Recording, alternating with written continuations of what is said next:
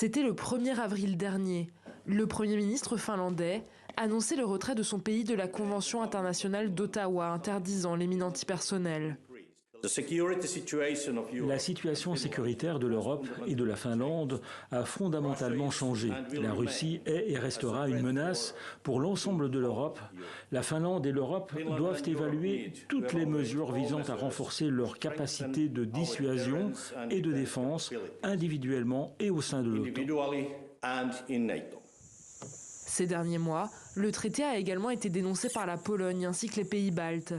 Depuis 1997, il avait été ratifié ou au moins accepté par plus de 160 pays. L'année de son adoption, le prix Nobel de la paix avait été attribué à la campagne internationale pour bannir les mines antipersonnelles. Sa directrice est vent debout contre ces revirements.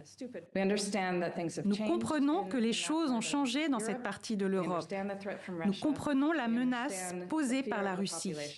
Nous comprenons la peur des populations, mais nous pensons qu'il s'agit de décisions motivées politiquement pour rassurer les gens d'une manière que nous pourrions qualifier de trompeuse.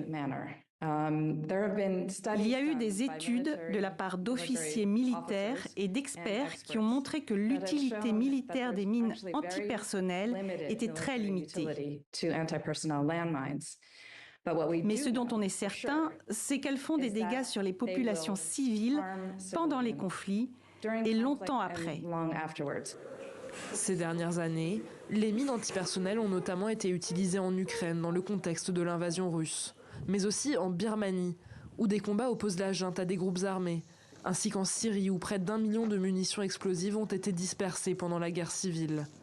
Selon l'ONG Handicap International, rien qu'en 2023, 5 757 personnes ont été tuées ou blessées par des mines antipersonnelles. Le nombre de victimes de ces armes a augmenté de 22% cette année-là.